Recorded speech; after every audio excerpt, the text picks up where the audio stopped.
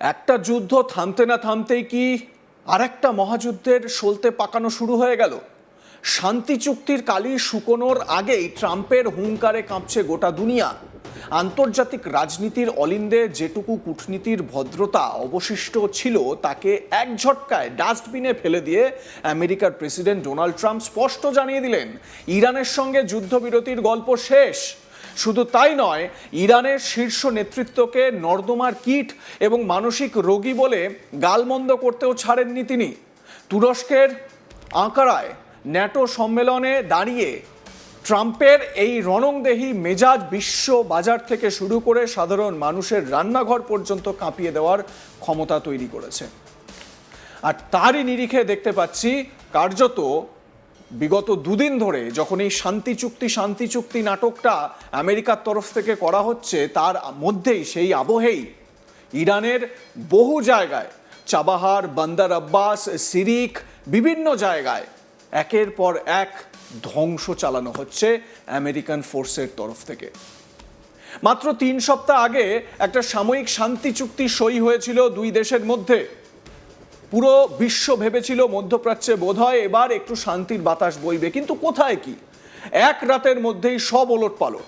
Hormuz প্রণালীতে তিনটে বাণিজ্যিক জাহাজ হামলার অভিযোগ, মানে যে বাণিজ্যিক জাহাজগুলো, কমার্শিয়াল যে শিপ, সেগুলোতে হামলা হয়েছে। ইরানের বিরুদ্ধে এই হামলার অভিযোগ। আর তার জবাবে ইরান জুড়ে 80টিরও বেশি সামরিক ঘাঁটিতে মুহুর্মুহু মিসাইল আছড়ে ফেলল আমেরিকা। ট্রাম্প সোজাসুজি বলে দিয়েছে তার কাছে ওই কাগজের টুকরোর আর কোনো দাম নেই এবং ওদের সঙ্গে তিনি আর কোনো কথা বলতে চান না। ব্যাস, এই একটা কথাতেই বিশ্ব বাজারে তেলের দাম এক ধাক্কায় 3% বেশি বেড়ে গেল। যুদ্ধ যে শুধু সীমান্তে থাকে না, তা সাধারণ মানুষের পকেটেও টান মারে, তার প্রমাণ মিলল হাতে নাতে। আসল লড়াইটা কিন্তু শুধু আদর্শের নয়, লড়াইটা আধিপত্যের আর তেলের। গোটা বিশ্বের প্রায় 20% জ্বালানি তেল পরিবাহিত হয় এই সরু হরমুজ প্রণালী দিয়ে। আর এই রুটের ওপর ভৌগোলিক নিয়ন্ত্রণ রয়েছে ইরানের। ইরান খুব ভালো করেই জানে, বিশ্বকে যদি ভাতে মারতে হয় বা চাপে রাখতে হয় তবে হরমুজের গলা টিপে ধরো। চুক্তি সই হওয়ার পর থেকেই ইরান এই রুটটাকে হাতিয়ার করে নিজেদের দরাদরি বাড়াতে চাইছিল। তারা অলিখিতভাবে ঘোষণা করে দিয়েছিল ইরান যে রুটটা ঠিক করে দেবে, শুধু সেই পথেই জাহাজ চলাচল নিরাপদ, অন্যথায় বিপদ। বুধবার ন্যাটো সম্মেলনে ট্রাম্প যখন মাইক হাতে নিলেন, তখন তার চোখে মুখে চরম ক্ষোভ। ইরানকে এক হাত নিয়ে তিনি বলেন যে ওরা চরম হিংস্র, বর্বর, অসুস্থ জাতি এবং ওদের হাতে যদি পরমাণু অস্ত্র থাকতো ওরা এতক্ষণে সেটা ব্যবহার করে ফেলতো। আমেরিকার প্রশাসনের একাংশ অবশ্য এখনো চাইছে পর্দার আড়ালে আলোচনা চলুক, কিন্তু ট্রাম্প সেই সম্ভাবনাকেও উড়িয়ে দিয়ে এক সময়ের অপচয়, মানে একে সময়ের অপচয় বলে দাগিয়ে দিয়েছেন।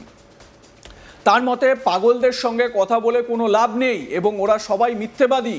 অন্যদিক থেকে ইরানের বিদেশ মন্ত্রকও সুর নরম করেনি। তারাও সাফ জানিয়েছে যে আমেরিকার এই আগ্রাসী মনোভাবের পর শান্তি চুক্তির মৌলিক ভিত্তিটাই আর বেঁচে নেই। প্রেসিডেন্ট ট্রাম্প, তাকে যখন এই প্রশ্নটা করা হয় ন্যাটো সম্মেলনে যে তাহলে কি এবারে সিজফায়ার উঠে গেল, যুদ্ধবিরতি ভেঙে গেল, তো ডোনাল্ড ট্রাম্প কি বলেছেন তার জবাবে শুনুন। Is the ceasefire over? Is the ceasefire done? Is the MOU dead? It's a very interesting question. To me, I think it's over. I don't want to deal with them anymore. They're scum. You know what scum is? They're scum. They're sick people. They're led by sick people. And they're vicious, violent people.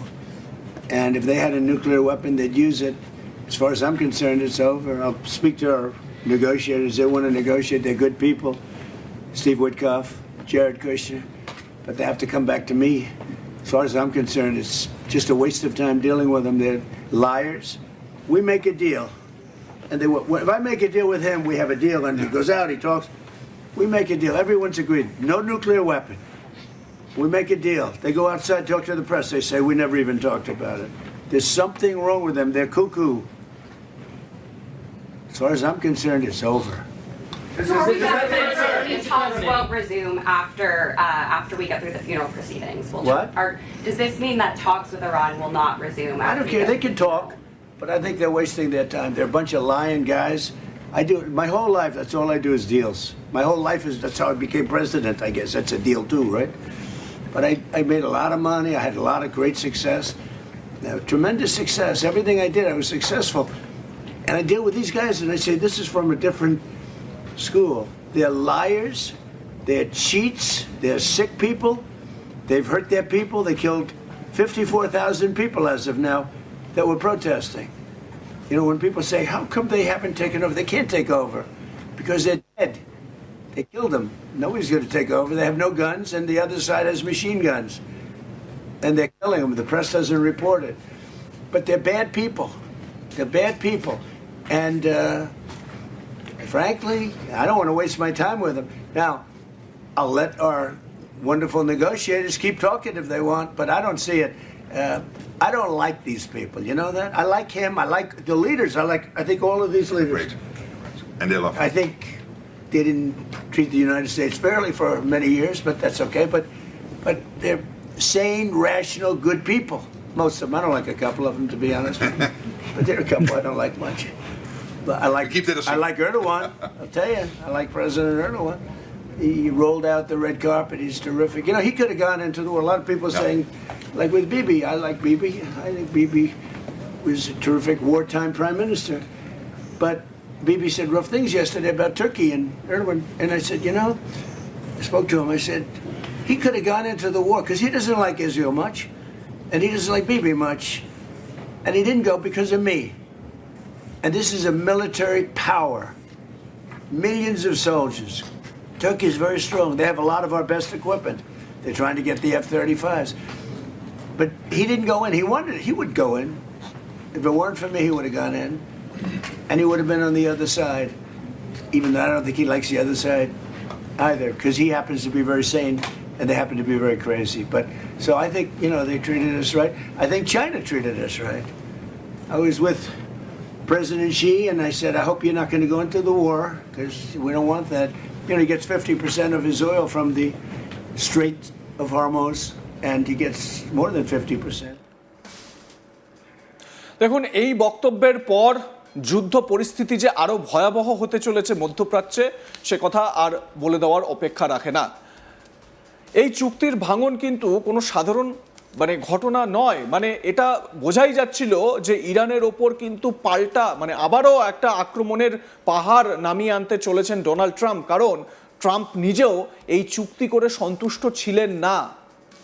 কারণ এই চুক্তির মাধ্যমে পুরোপুরি ইরানের ওপর বা মধ্যপ্রাচ্যের পুরো এই তেল ইন্ডাস্ট্রির ওপর, অয়েল ইন্ডাস্ট্রির ওপর কন্ট্রোল আনতে পারছিলেন না ডোনাল্ড ট্রাম্প। টাকা আসছিল না পুরোপুরি। এবারে আমেরিকার এই হামলার পর যেটা জানতে পারা যাচ্ছে, বাহরেন এবং কুয়েতে একেবারে বলা যায় যে বিভৎস হামলা চালিয়েছে ইরান, যেটা তারা আগেও দাবি করেছিল যে হামলা যদি আমেরিকা করে, পাল্টা হামলা তারাও করবে। আপনাদের মতামত কি এ বিষয়ে জানাতে থাকুন, দেখতে থাকুন আজ তাক বাংলা, সাবস্ক্রাইব করুন আমাদের ইউটিউব চ্যানেলটি।